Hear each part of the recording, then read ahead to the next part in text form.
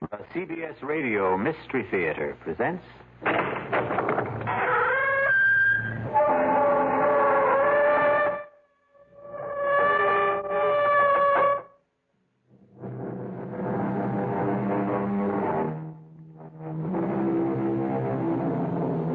Come in. Welcome. I'm E.G. Marshall. Welcome to the fear you can hear. Welcome to the world of terrifying imagination. It gives me a fiendish delight to invite you on a very unusual expedition. For in our tale to come, we are going to travel not to distant shores, not to outer space, but instead backwards in time. Time as the archaeologist knows it, the depths of time.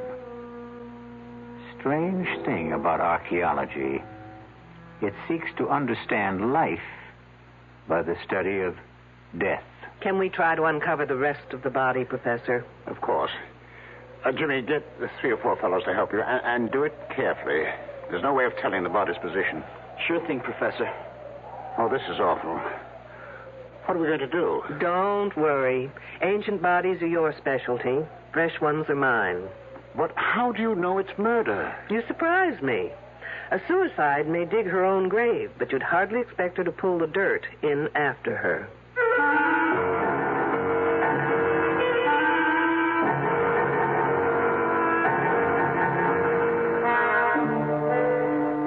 Our mystery drama, Dig Me Deadly, was written especially for the Mystery Theater by S.J. Wilson and stars Louise Larrabee. It is sponsored in part by the Kellogg Company, makers of Kellogg's Special K cereal. I'll be back shortly with Act 1. And now another tale of the ball and chain. At Kellogg's Special K presents Last Tango in Pittsburgh. There I was at Raoul's All-Night Tango Lounge. My little orchid, will you tango with me? It was Raoul. You're a splendid dancer. But what was that? Was what? That sound effect. Oh, I'm a few pounds overweight, and this ball and chain points out how my extra weight can get in the way. I'm pointing you back to your chair. Our heroine decided to lose that extra weight. She exercised and ate smart at every meal, starting with a Special K breakfast. A bowl of Special K, skim milk, tomato juice, and coffee. It's less than 240 calories, 99% fat-free, and 100% delicious. After a while, she was rid of the ball and chain and back at Raoul's. Darling, you're looking fantastic. What a happy ending. What ending? We're just getting started. Raoul, get lost. Your happy ending could begin with the Kellogg's Special K breakfast. And that's another tale of the ball and chain. Frank Lieber with a special announcement exclusively for Radio 1080 listeners. Metroplex Tire and Appliance stores are offering a front-end alignment that's guaranteed to last for 5 years or 50,000 miles. A regular $20 value, but just for our listeners, the price is, you guessed it, $10.80. $10.80 for most American cars. And the guarantee is good nationwide. But you must ask for the Radio 1080 special at Metroplex Tire and Appliance. In Carrollton at Beltline and Josie Lane. In Town East at Town East Boulevard and Gus Thomason Road. Ask for the Radio 1080 special at either location, and for just $10.80, you'll have your car's front-end alignment taken care of for the next 5 years or 50,000 miles. And at no extra charge, your 2 front tires will be expertly balanced. Metroplex Tire and Appliance in Carrollton and Town East. And watch for their new location opening soon at 4102 Lemon Avenue, just 3 blocks north of Oak Lawn.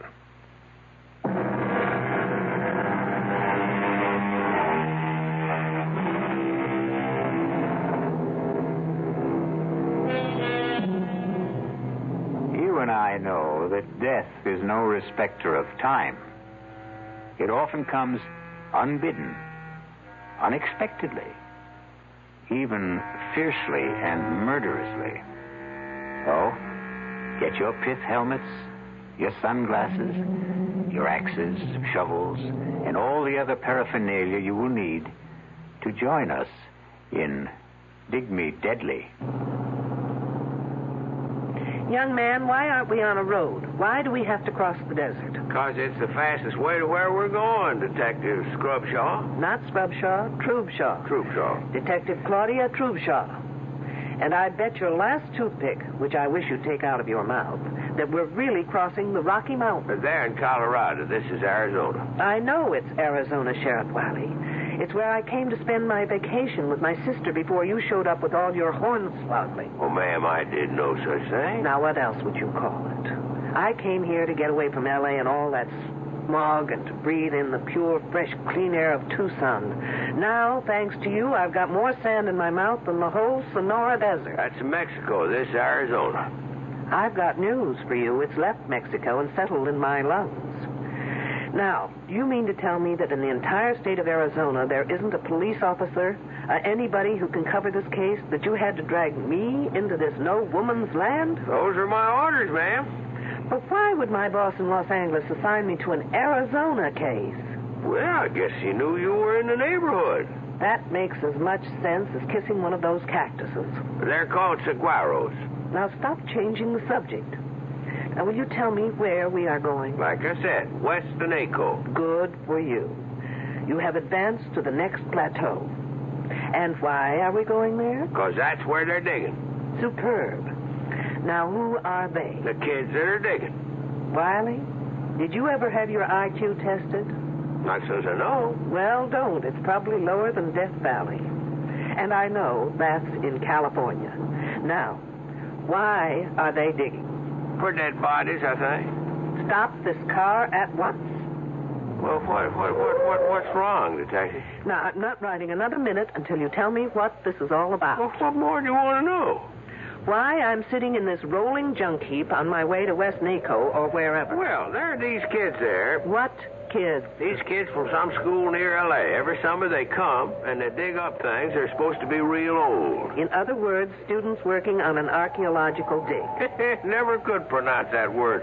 Forget the pronunciation. Just try and make some sense. Well, a few days ago, I am sitting in the sheriff's office when this here girl comes by. Excuse me. Sure, miss. Come on in. Is the sheriff here? Well, the truth is, there is no sheriff.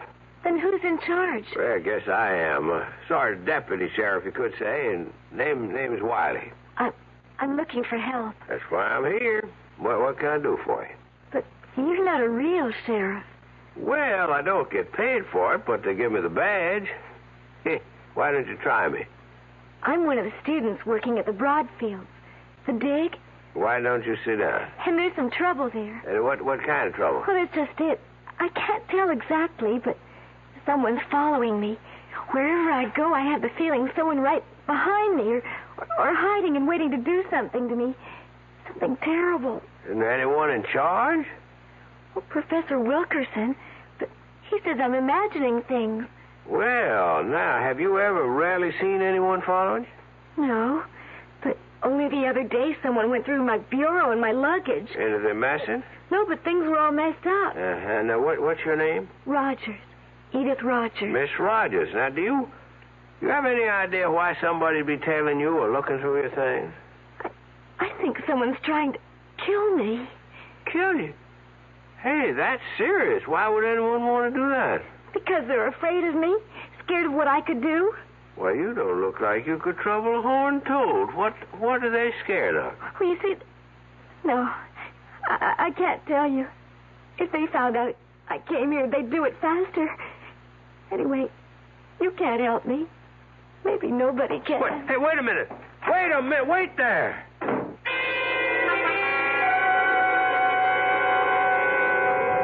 Then what did you do? I phoned that Professor Wilkerson. Say, Detective, can we get this thing going again? All right, but only as long as you tell me everything you know.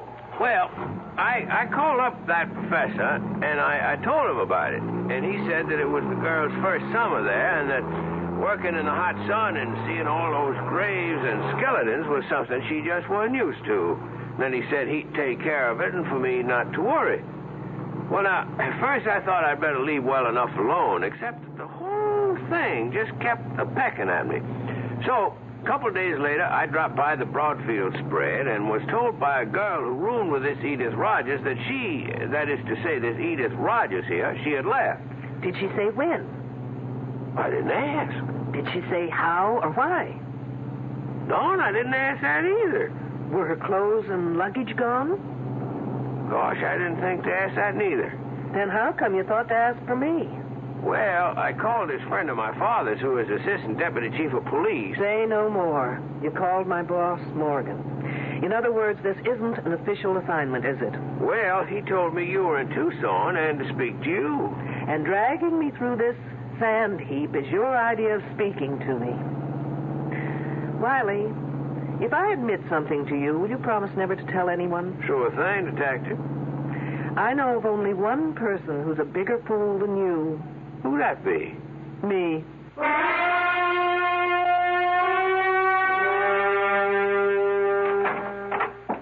Detective Troopshaw? I'm Julian Wilkerson. One of the students tells me you'd like to see me. Only in an unofficial capacity, Professor. If you can be of assistance, fine. If not, I'll understand.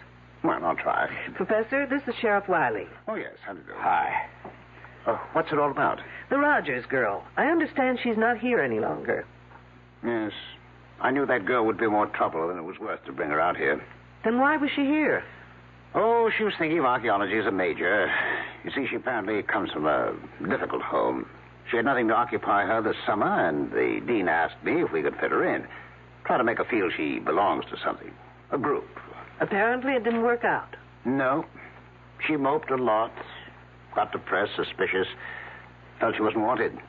I did everything I could. I got two of the nicest girls to room with her. Now, who are they? Oh, Janine Boulanger, a French exchange student. Specializes in atomic physics. And Susan Lathrop, a straight-A student. Very outgoing, very bright. Were there, any young men?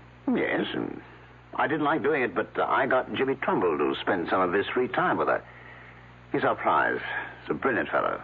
We call him our Libby. Libby? Well, now that's a girl's name, eh? Wiley, you're famous for not asking questions. Why not live up to your reputation? Professor Libby developed the carbon-14 dating system. Oh, he did he? Yes. Anyway, Edith didn't take to the work or to anyone. It's no surprise that she just dropped out. Are her belongings still here? Well, I wouldn't know, but Susan would. She's in the specimen shed next door. Let me call her. Sue Lathrop. Yes, Professor? Well, can you come to my office for a minute? Wiley, why don't you do something constructive, like seeing if you can get me something to wash down this sandstorm I swallowed, thanks to you. Sure thing. Detective, anything special? Just something soft, wet, and cold, please. I'll be back in a minute. Oh, sorry, miss. I didn't mean to knock. Oh, that's all right. Susan, I'd like you to meet Detective Troopshaw. A detective? From the police? Yes, but not on official business. What for, then? I was wondering if Edith Rogers' belongings were still in her room. Oh, Edith. Oh, no. She took everything when she left. When was that? Oh, about 4 or maybe 5 days ago. I'm not sure. Do you have any idea why she left? Not really. She didn't tell anyone she was going, but then she just didn't get... Well, what can I say? Susan's trying to be discreet. The fact is, the girl just didn't belong. Did anyone notify her family? I know I didn't. We just assumed that she hitchhiked her way home, or perhaps to one of the youth communes around here. Then, at this point, we don't know if she left or disappeared. But what would make you think she disappeared? She went for help to what's supposed to be the local sheriff's office. She was frightened, thought she was being followed, that someone wanted to kill her. That's just like her. She was so silly, so romantic, always making up stories where so-and-so loved her madly and so-and-so was terribly jealous of her. And, of course, she was always at the top of the triangle. I suppose we could phone her home and see if she got there. You fool! You stupid idiot fool! Such a Well, no call to get yourself all heated up. It's just an old arrowhead. That says radioactive area. Do not enter. Sounds like Wiley tried to get me a bottle of atomic soda pop. Oh, that's Janine. Let's see what the fuss is about. Now what, Wiley? Well, it beats me. I just picked up this here arrowhead in that shed, and she comes down on me like an eagle on a stray lamb. That is not an arrowhead, young fella. It's a spear point that happens to be about 12,000 years old. Trouble is, it's recently been through carbon-14 dating. That? Yes, and it may still be hot. Like an atom bomb? Hopefully, Wiley, you'll go up in a mushroom any minute. Oh, Professor, I am so sorry. Wally, just give that arrowhead to Janine. She's wearing protective gloves. And then follow her. She'll take you to the decontamination room. You'll probably be all right. Don't look so worried, Wiley. There's no chance of it affecting your brains. You're sure now, Detective? Absolutely. Follow me, you goose. Quickly. So that stone point is 12,000 years old. Yes. Well, that's as close as we can get within the margins given by C14. But Jimmy is now working with radioactive potassium, which can give us an earlier reading. I thought 10,000 to 15,000 was about the earliest records we have of man on this continent. Well, we've got some surprises in store. Not only for you, Detective, but for the world. Really? Care to give me a clue? I already have. I filed that one away. Which one? With C14, you can date back some 50,000 years, but with potassium, you can go back to at least 1 million years, right? Yes, that was the clue. Interesting. What are you hoping for? It's no longer a hope, Detective. But you'll have to be patient and wait until we release our reports. What's that all about? I don't know. The kids seem to be heading for the northwestern grids. I've got to go. I'll bet it's Wiley again. Nothing like this has happened before. Nothing like Wiley has happened before. Susan, do you know what's happening? No, Professor, but it's something exciting. Maybe a new find. I hope they didn't have to dig as much sand as I've got in my shoes. I'll catch up with you. Hi, Detective, aren't you coming? Someone screamed. Wiley, where have you been? I've been in that shed with that French refrigerator. I need your shoulder. Well, what for? To lean on so I can get the Sahara out of my shoes. Okay, but you better hurry. Wiley, no matter what has happened up there, you've got to do something for me. What's that? In that shed, can you remember what you saw there? Pretty much. Then listen carefully.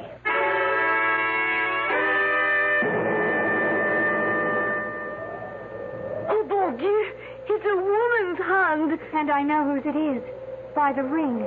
The silver band. Well, whose is it? Edith Rogers. Oh. All right, no one touch anything until Detective Troopshaw gets here. A detective? A lady detective in here. Okay, kids, one detective coming up. Let me through. All right. Yes. Let the detective through, please. Well, from the looks of it, here's a lady who definitely needs a hand. Who found her? I did. And who are you? James Trumbull. I told you about him, remember? Oh, yes, you're Libby, as you call him. Yes. But there doesn't seem to be any digging around here. Is this the way you found her? Just one hand sticking out of the sand? No. I was on my way to the datum point to figure out what the next grid would be when I passed this place and noticed that someone had been digging around here. The sand wasn't as flat as the surrounding area and not as compact. So I began to brush away the top layer until I uncovered this one hand. Professor, have I your permission to supervise this matter until I get official regulations? Well, yes, of course. Thanks. Has anyone been able to identify the hand? Susan, she said it is Edith Rogers. What makes you think that? The silver band. I was with her when she bought it in town a couple of weeks ago. She bought a silver wedding band? I asked her why, and she said she expected to be married very soon. It just sounded like one of her crazy stories, so I forgot about it. I see. Well, rings have been known to change fingers. Can we try and uncover the rest of the body? Of course. Jimmy, get 3 or 4 fellows to help you. Do it carefully, please. There's no way of telling the body's position. Sure thing, Professor. Oh, this is awful. What are we going to do? Don't worry, Professor. Ancient bodies are your specialty. Fresh ones are mine. Yes, but this is liable to stop our work. This place will be crawling with police, newsmen, television crews, what all. Really? Why? Isn't murder a little too common to rate that kind of attention? But how do you know it is murder? Miss Lathrop, you surprise me. A suicide may dig her own grave, but you'd hardly expect her to pull the dirt in after her. Pit's very shallow, Professor. I don't think we should use shovels. Shall we use the brushes from here? Sure, but let's get a move on, eh? Ah! Look, the hand is attached only to bones, to a skeleton. Oh, no, I've never seen it. Oh, now, will you all stop crowding? You'd think this was a Hollywood opening. Oh, Janine is right. There is no body. The hands are attached to a skeleton.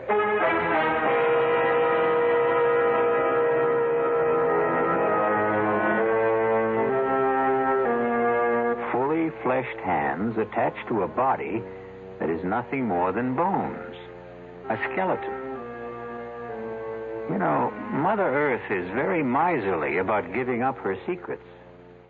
But little by little, man has dug them out of her. But never before has there been this kind of puzzle, in which the hands belong to the present and the body to the past. We'll be back shortly with Act Two. Hi, I'm Hal Linden. There's a lot of talk these days about America's energy crisis. Talk about doing without heat, about doing without our cars, about what's going to happen if we run out of fuel. Well, we may not have to run out of fuel if we all work together to conserve the fuel we have. That means turning your thermostats down to 68 degrees during the day and turning them down to 60 at night. It means turning off lights, TV sets, and electrical appliances the minute we're finished with them. It means driving no faster than 50, starting or joining carpools, avoiding the kind of stop-and-go motoring that eats up gas by the gallon. In short, it means saving every ounce of energy we can, every chance we get. So please, do your part to make the fuel supply stretch a little further. For your own sake, don't be selfish. Don't be foolish. Don't be fuelish. This message from the Federal Energy Office and the Advertising Council.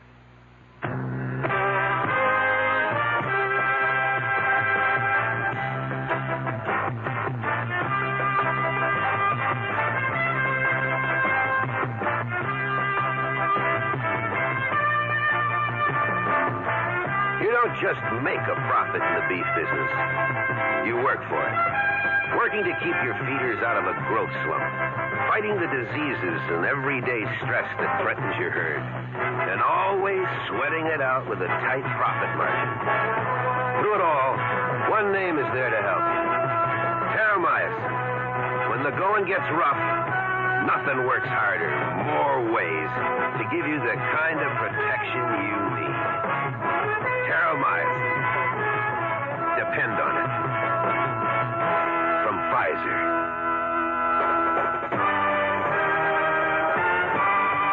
More for growth and health.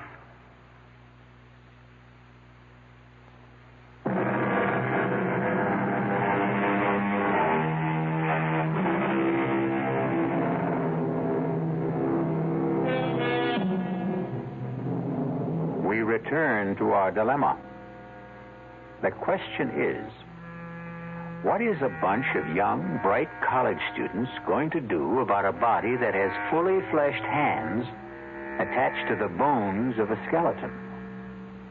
And what is our lady detective, Claudia Troopshaw, going to do with this seemingly improbable corpse? Yes, Captain. You've got to tell me under whose jurisdiction this case belongs. No, there is no local police department. The hands may be the Roger girls, but the body, wait till you get this, it's a skeleton, and the professor tells me it's over 2,500 years old. Stop yelling. I know it sounds crazy, but they just did a C14 test on one of the bones, and that's the result. 2,500 years old. But not the hands. Whose case is it, I want to know? Mine? Why mine? Well, will you get in touch with the FBI at once? No, I can't use anyone here to help me that's already here. Why not? Because they're all under suspicion, that's why not. Lunkhead.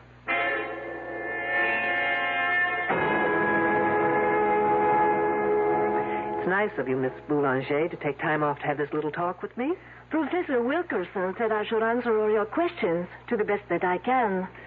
Do you always do what Professor Wilkerson asks? Oh, yes, he is a marvelous man. He is so brilliant. I'm sure. Tell me, do you have many friends among the other students? I don't think so. Not even Jimmy Trumbull? Oh, he is nice, but he is such a little boy. And the others? I am afraid they're all too jealous. Do you know why? Oh, they think that the professor treats me like a favorite. Well, does he? Of course not. But I have studied all this and done it in France before, so I know it very well. And they do not. I think I understand. This body we found, you've seen it? I could not bear to look. Oh, but you did. Now tell me, in all your work, both here and in France, have you ever seen anything like it? No, absolutely not. And you couldn't explain how two perfectly fleshed hands could be attached to a prehistoric skeleton? It's against all possibilities.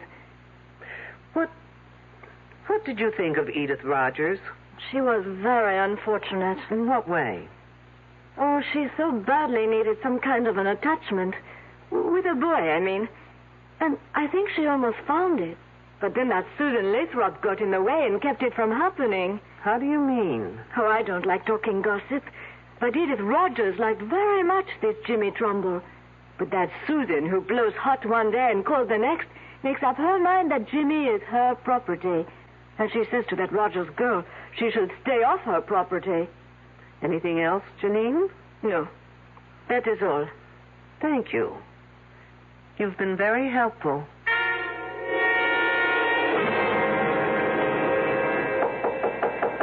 Come on in. Oh, hello, Jimmy. Hello, Detective Troopshaw. Professor Wilkerson says you want to see me. I have just a few questions that may or may not help clear up some of your problems. My problems?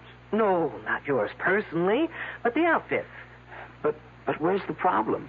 Well, if those hands belong to Edith Rogers, it means she's dead. And that, I'd call a problem.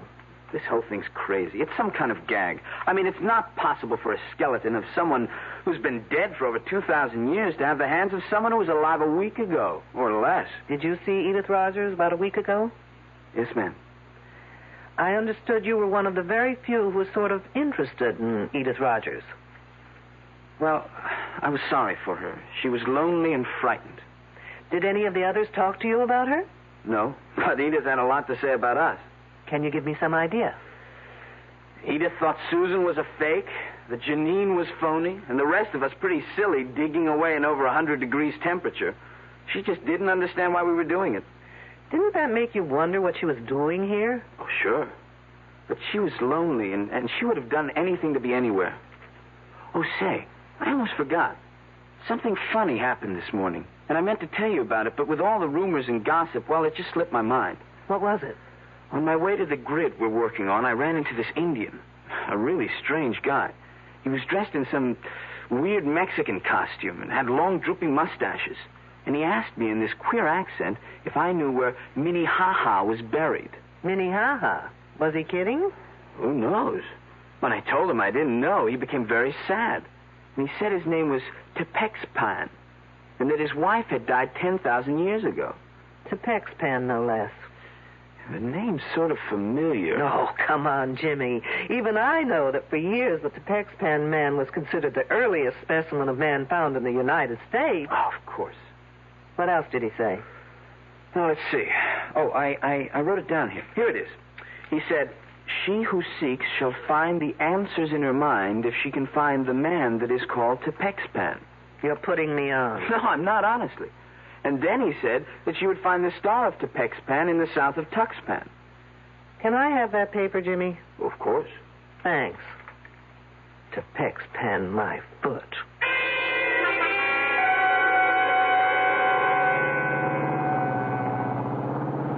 Wiley must be a genius to be able to drive this kidney buster. I can just about manage to keep the wheels straight. Now, where am I?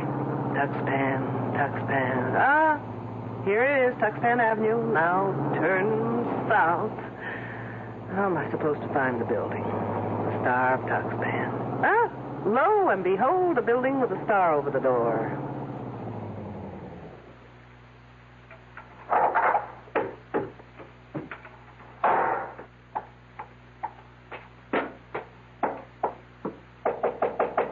Enter in peace, all ancient squaw. I'll fix that one's TP. I was told you've been to the ancient burial ground. You have been told well. I go to see my wife. Is she one of the workers at the dig? Oh, no, she toils no more. Your people toil for her. Hit me with that one again. She has been dead for over 10,000 years. I thought it was 2,500. But what's a few years in a romance that's lasted that long, right? Her spirit gives me many answers to my prayers. Do the answers to mine happen to be among them? Well, if you open the pouch, I will place a magic message within. Gracias, senor. It is but the will of the gods that I obey. Incidentally, Senor Texpan, the next time you speak to the spirits of the gods, find out the name in Indian for fruitcake. As ancient squaw commands. And take that silly toothpick out of your face.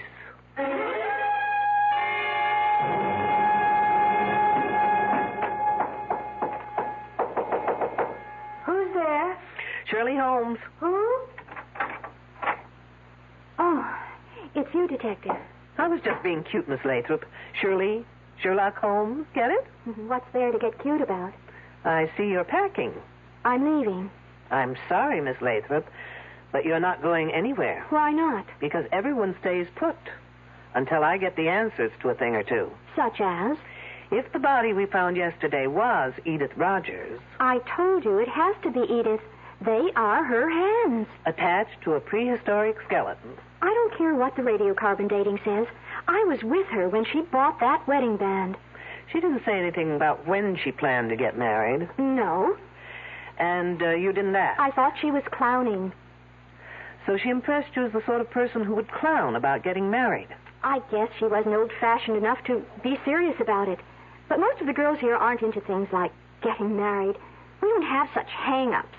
And Edith Rogers was a square. Very square. You must have found it a bore to room with her. Frankly, she was a bit of a drag. How did Janine get along with her? They hardly spoke to each other. Because of Wilkerson? How did you know? Do you think either of them got anywhere with him? Janine was making points. Not that she's so hot, but her father's an important politician in France, and Wilkerson is impressed by that sort of thing. Ambitious, eh? Even at his age. Oh, come on, Miss Lathrop. He's not that old. Old enough to have a son who's in college. As a matter of fact, it was good old Edith Rogers who told me that. Did she tell you anything else? Nothing important. Have you ever seen anything like that body before? Never. Think hard. Maybe an experiment done on an animal in a lab or in the dating shed? No. Besides, I'm not allowed in the shed. Why not? I don't get to work on dating until next term. Oh, I guess I'll have to take my own advanced course with Professor Wilkerson. That's Janine. I was waiting for the second moccasin to drop. Let's go.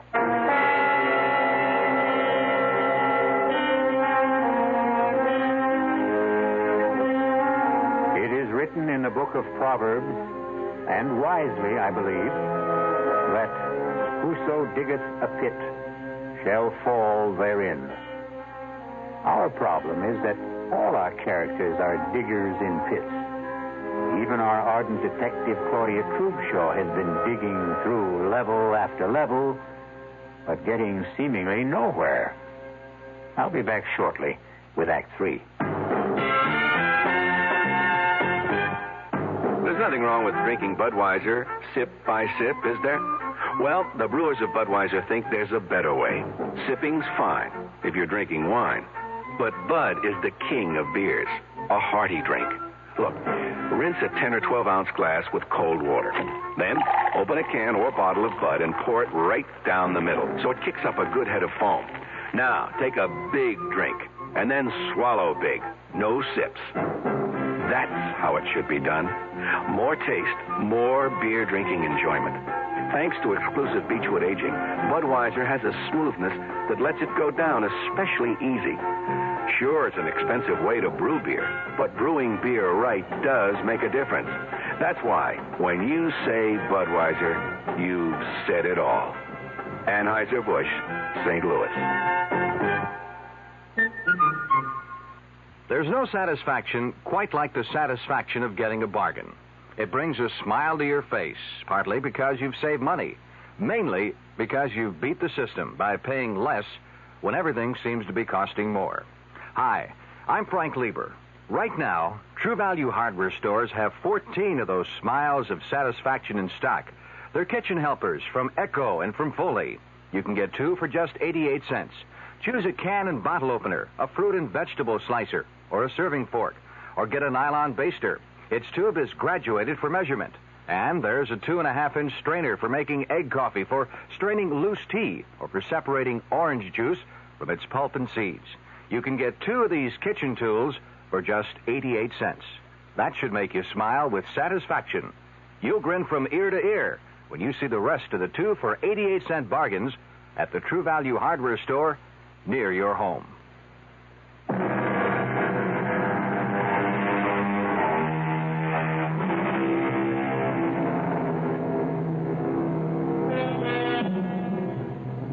Do you realize that the gunshot we heard at the end of the second act was the first time anyone has used a conventional weapon in our story?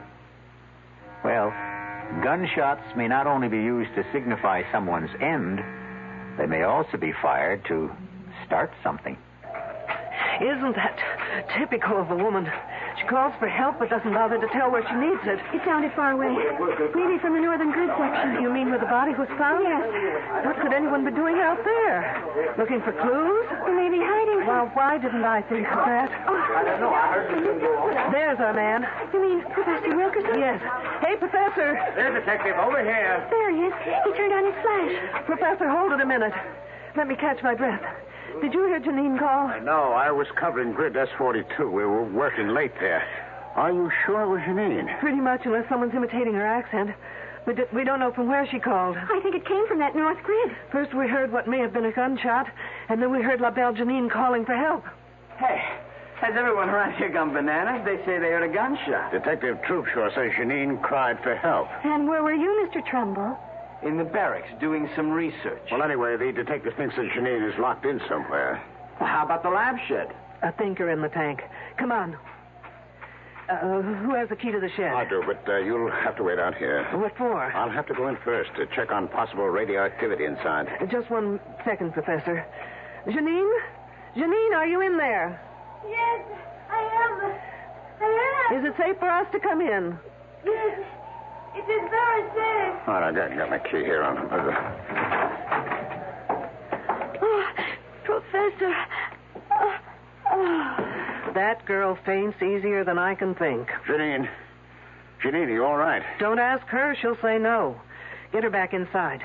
Now, for the rest of you, please, stay out here. Don't go anywhere, anyone. Still planning to leave, Susan? She wouldn't let me. Besides, what difference would it make to you if I did? I'm just being friendly. Isn't it a little too late? What do you mean? Well, now that Edith Rogers is dead, do you think I'd be waiting around to catch you on the rebound? Look, I was just being kind to her. Kind? Isn't there a phrase about someone being killed with kindness? What are you getting at? Now listen, James Trumbull. Because Edith Rogers was a fool doesn't mean all girls are. No one ever said you were. Look, the only reason I took her out a couple of times was because the professor asked me to. Aren't you the obedient student? What professors say, Jimmy do. I don't know how else I can convince you. You can't. And if I were you, I wouldn't try. Look, you can count on my being fair and keeping quiet. I'm not out for revenge. But I'm also not about to stick my neck out for anyone, including you. I still don't know what you're getting at. I'm getting at who killed Edith Rogers.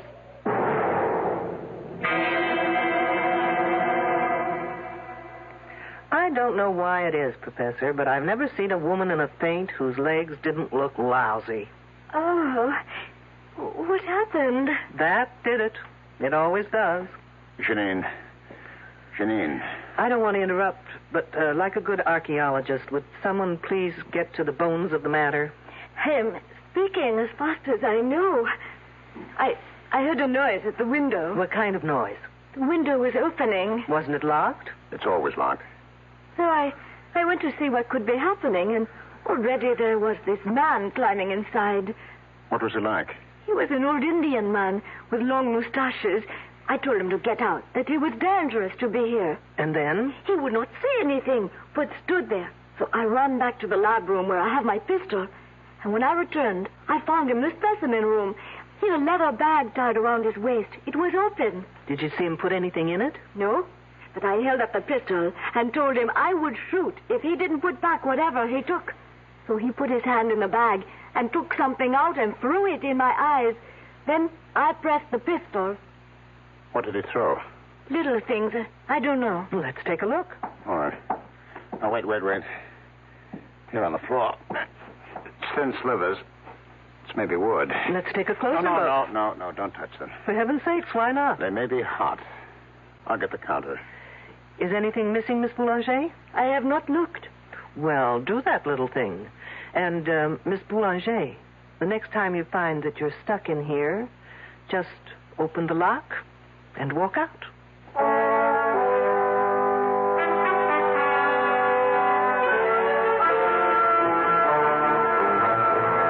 Okay, folks, time has come to stop playing games. What kind of games? The game where one hand washes the other. Now, since you've got seniority, Professor, we'll start with you. What kind of a game could I possibly be playing? Well, as a professor, you're a great show. As a poker player, you're stupid. Oh, really? You don't know how to bluff. Remember how you insisted that spear point Wiley took from the shed had to be radioactive? Well, you were lying. How dare you? When it comes to the truth, Professor, I'm very daring. That spear point was in perfect condition. If it had been dated, a piece of it would have had to be missing. How could you know that? What do you think they teach us at the police academy? Home economics? Now, putting it simply, the less carbon-14 in an object, the older it is, right?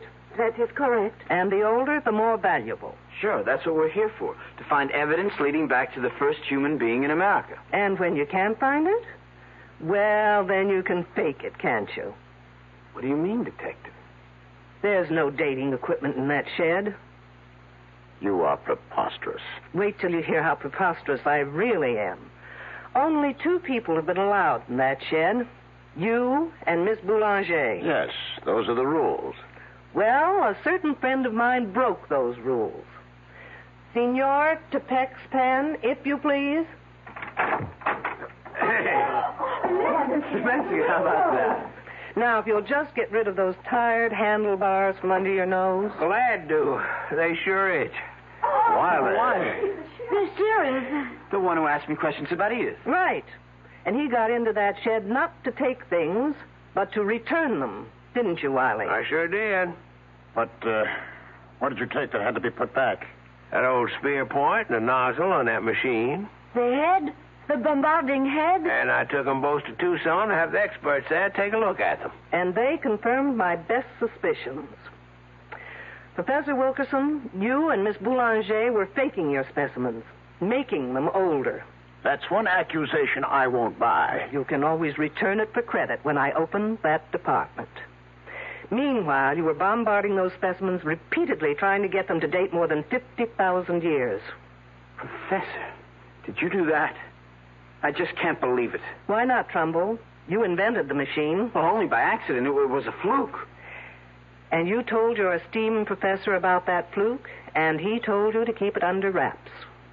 Yes, I did keep it under wraps. I never wrote a paper. Well, how'd they know about it in Tucson? Well, I sent them a report, but only for their opinion. Trumbull, you're a damn fool. You know, Professor, you're just plain not nice. Here we girls spend fortunes trying to keep young, while you try to make a fortune aging us. Which brings me to Edith Rogers. Of those present, only Wilkerson, Trumbull, and Miss Boulanger knew how to operate that machine. Oh, no, wait, No, they ought to be arrested at once. You'd like that, Miss Lathrop, wouldn't you? It leaves your hands clean, so to speak. Now, listen, Detective, I had no reason. Getting her pregnant and being blackmailed to marry her isn't a reason? Come off, Professor. He did?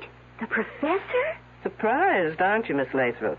But why would I want to hurt that Edith Rogers? You knew she had something on the professor, else she wouldn't have been here.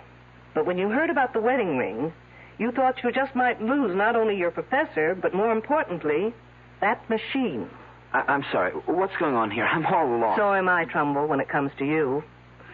I can't figure what you had to do with all this. Well, he may not be that innocent. He did try and make time with Edith Rogers until she dumped him. Well, that's not true, Susan. You're calling me a liar?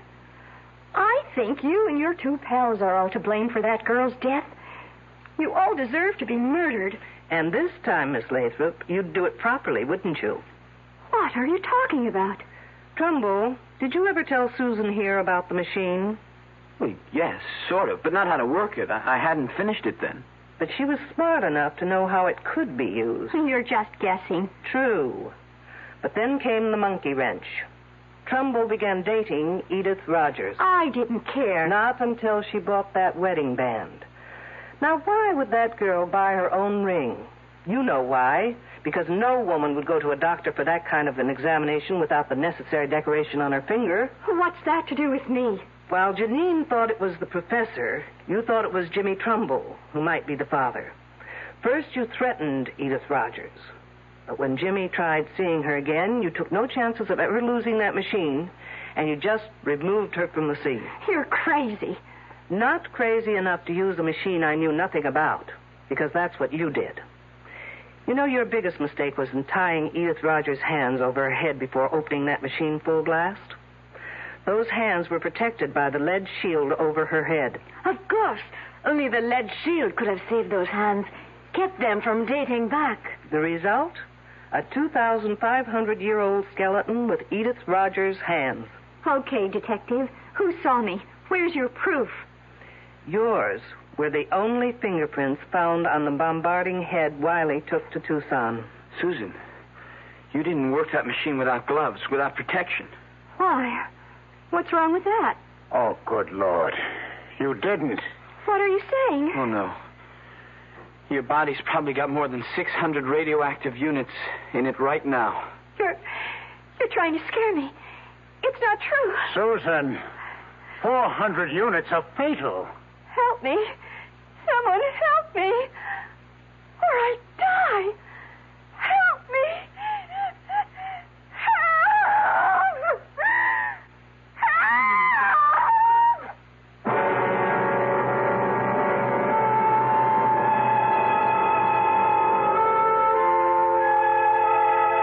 Obviously, Miss Susan Lathrop got a dose of the same medicine she gave Edith Rogers. Except in her case, its effects will be much slower and very much more painful. Sad. Very sad. But it will save the state a great deal of money. I'll be back shortly. Well, it's all right to tell one lie, isn't it? You can't. Then how about lying just a little bit? Not a little bit. You mean you can never lie? Never. Well, why not? Because when you tell a lie, Yeah? it gets dark inside your heart. You mean that just one lie will make your heart dark? It makes you sad, too. Oh, then what should you do if you tell a lie? Well, you just say I'm sorry. And then what? Then the light goes inside your heart. Oh, the light goes on? Yeah. Oh, a light doesn't really go on in your heart, does it? Yes, it does. Well, how do you know? Because the light in your heart will shine in your eyes. Oh. And then you'll be happy. I wonder why people tell lies. I wonder why, too. From the Franciscans, with love.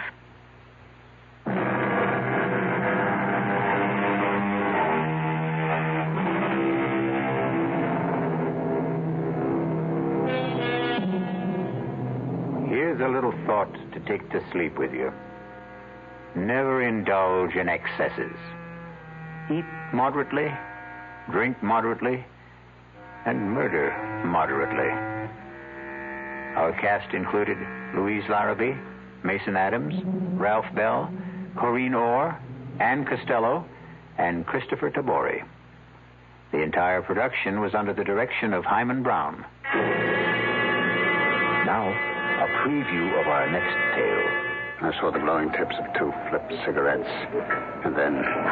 Kiss me, Richard. I'm crazy about you. Stop it! Stop it! Tom! What are you... Marianne, go inside. Go inside, I tell you. Now, wait a minute. Why? If you have anything to say, you can say it here in front of Richard. Go inside. Let go of my arm. Now, listen, you leave her alone. Let go of her. He broke my grip on her arm and pushed me away. His shove made me slip to my knees. I came up swinging at his face and missed. He pinned my arms from behind. Now, listen. What's the matter with you? Are you crazy? I broke out of his grip, stepped back from him, and fell across the shovel. I grabbed the handle, jumped up. No! And swung at Emery. Too late for me to stop the swing. No! As she rushed in between us, the sharp edge of the shovel hit her in the back of the head. Oh! I stood there, holding the shovel, unable to move. Radio Mystery Theater was sponsored in part by Anheuser-Busch Incorporated, brewers of Budweiser. This is E.G. Marshall inviting you to return to our Mystery Theater for another adventure in the macabre. Until next time, pleasant dreams.